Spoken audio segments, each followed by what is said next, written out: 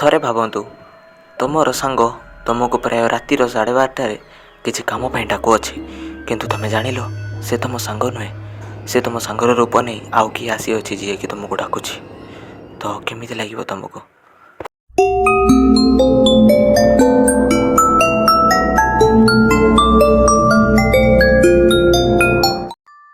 ସେ ଘଟଣା ଦଶହରା ସମୟର। ମୁଁ ଆମର ଅଫିସରୁ କିଛି ଦିନର ଛୁଟି ନେଇ ଗାଁ ଘରକୁ ଯିବା ପାଇଁ ଭାବିଥିଲି। ମୁଁ ମୋ ବସ୍ଙ୍କ ସହ କଥା ମଧ୍ୟ ହୋଇ 3 ଦିନର ଛୁଟି ଆଣିଥିଲି ଏବଂ ସେଦିନ ସନ୍ଧ୍ୟା ସମୟରେ ମୋ ବ୍ୟାଗ୍ ପତ୍ର ରେଡ଼ି କରି ବାହାରି ପଡ଼ିଥିଲି ଆମ ଗାଁ ଘରକୁ। ସେଦିନ ଥିଲା ଶନିବାର। ମୁଁ ଆମ ଗାଁ ଘରେ 9:30 ବେଳକୁ ପହଞ୍ଚିଥିଲି। ମୁଁ ସେଦିନ କିଛି ମୋର ଜିନିଷପତ୍ର ନ ରଖି ଚୁପଚାପ ଯାଇ ରୁମ୍ରେ ଶୋଇପଡ଼ିଥିଲି, କାରଣ ଦିନ ଯାକ ଗାଡ଼ି ଚଲାଇ ମୋତେ ବହୁତ କାଟୁଥିଲା। ପରଦିନ ସକାଳୁ ଉଠି ମୋ ଗାଁରେ ବୁଲାବୁଲି ଟିକେ କରିଥିଲି ଏବଂ ଲୋକମାନଙ୍କ ସହିତ କଥା ମଧ୍ୟ ହୋଇଥିଲି। ଗାଁରେ ବହୁତ ଜିନିଷ ପରିବର୍ତ୍ତନ ମଧ୍ୟ ହୋଇଯାଇଥିଲା ଏବଂ ଗାଁର ଲୋକମାନଙ୍କ ସହିତ କଥା ହୋଇ ମୋତେ ଟିକେ ମଧ୍ୟ ଭଲ ଲାଗିଥିଲା। କିନ୍ତୁ ତା ପରଦିନ ଯେତେବେଳେ ରାତିରେ ମୁଁ ଶୋଇବାକୁ ଯାଇଥିଲି, ମୋତେ ଆମ ଘର ପଛପଟେ ଗୋଟିଏ ବଡ଼ ଜଙ୍ଗଲ ମଧ୍ୟ ରହିଅଛି। ସେ ଜଙ୍ଗଲରୁ କିଛି ଶବ୍ଦ ମଧ୍ୟ ଶୁଭିଥିଲା, କିନ୍ତୁ ମୁଁ ଭାବିଲି କିଛି ପଶୁ କିମ୍ବା ପକ୍ଷୀ ହେଇଥିବ। ସେଥିପାଇଁ ମୁଁ ସେ ଶବ୍ଦ ଉପରେ ଅଧିକ ଗୁରୁତ୍ୱ ମଧ୍ୟ ଦେଲି ନାହିଁ ଏବଂ ମୁଁ ମୋ ରୁମ୍ରେ ଯାଇ ଶୋଇପଡ଼ିଥିଲି। ରାତିର ପ୍ରାୟ 12:30 ମୋତେ ମୋ କାର୍ଟିକୁ କିଏ ବାଡ଼େଇବାର ଶବ୍ଦ ଶୁଭିଲା ଏବଂ ମୋ କାର୍ଟି ମଧ୍ୟ ବାଜିବାକୁ ଲାଗିଲା, ସାଇରନ୍ଟି ବାଜିବାକୁ ଲାଗିଲା। ମୁଁ ଝରକାରେ ଦେଖିଲି ମୋ କାର୍ର ସାଇରନ୍ଟି ବାଜୁଅଛି ଏବଂ ଲାଇଟ୍ ମଧ୍ୟ ଜଳୁଅଛି। ମୋତେ ଏତେ ଜୋରସେ ନିଦ ଲାଗୁଥିଲା ଯେ ମୁଁ ମୋ ବେଡ଼୍ରୁ ନ ଉଠି କାର୍ର କି ମାଧ୍ୟମରେ କାର୍ର ସାଉଣ୍ଡଟିକୁ ବନ୍ଦ କରିଥିଲି ଏବଂ ପୁନର୍ବାର ଶୋଇପଡ଼ିଥିଲି। କିଛି ସମୟ ପରେ କାର୍ଟି ଆଉ ଥରେ ବାଜିବାକୁ ଲାଗିଲା। ମୁଁ ପୁଣି ଥରେ କାର୍ର କି ମାଧ୍ୟମରେ କାର୍ର ସାଉଣ୍ଡଟିକୁ ବନ୍ଦ କରିଥିଲି ଏବଂ ପ୍ରାୟ 10 ମିନିଟ୍ ପରେ ଆଉ ଥରେ ମଧ୍ୟ ସେ ସାଉଣ୍ଡଟି ବାଜିବାକୁ ଲାଗିଥିଲା।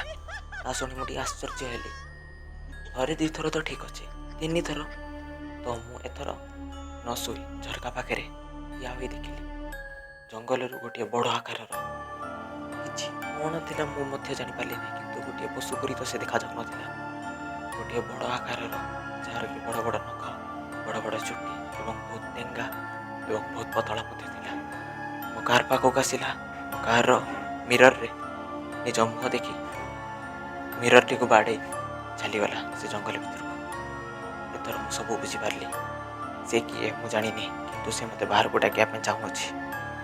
ମୁଁ ସାଙ୍ଗେ ସାଙ୍ଗେ ତଳକୁ ଯାଇ ମେନ୍ ଡୋର୍ଟିକୁ ଦେଖିଲି ଏବଂ ସେ ସମୟରେ ମୁଁ ଦେଖିଲି ସେ ମୋ ମେନ୍ ଡୋର୍ ପାଖରେ ଠିଆ ହୋଇଅଛି। ମୁଁ ମେନ୍ ଡୋର୍ ସାମ୍ନାରେ ଥିବା ସୋଫା ତଳେ ଲୁଚିଗଲି ଏବଂ ଦେଖିଲି ମେନ୍ ଡୋର୍ଟି ବନ୍ଦ ଅଛି କି ନାହିଁ। ଭାଗ୍ୟବଶତଃ ମୋ ମେନ୍ ଡୋର୍ଟି ମୁଁ ବନ୍ଦ କରିଥିଲି ଏବଂ ସେ ତାର ନିଜର ପତଳାର ହାତ ସେ ମେନ୍ ଡୋର୍ର ତଳେ ପଶିବା ପାଇଁ ଚେଷ୍ଟା କରୁଥିଲା।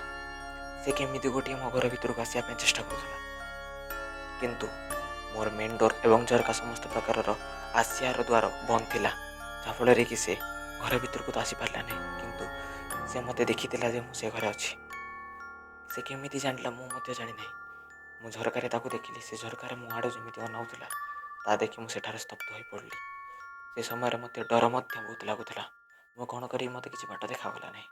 ମୁଁ ସେଠାରେ ହନୁମାନ ଚାଳିଶା ପଢ଼ିବାକୁ ଲାଗିଲି ଏବଂ କିଛି ସମୟ ପରେ ସବୁ ଜିନିଷ ଶାନ୍ତ ପଡ଼ିଗଲା ଏବଂ ସେ ମଧ୍ୟ ଜଙ୍ଗଲକୁ ଚାଲିଗଲା।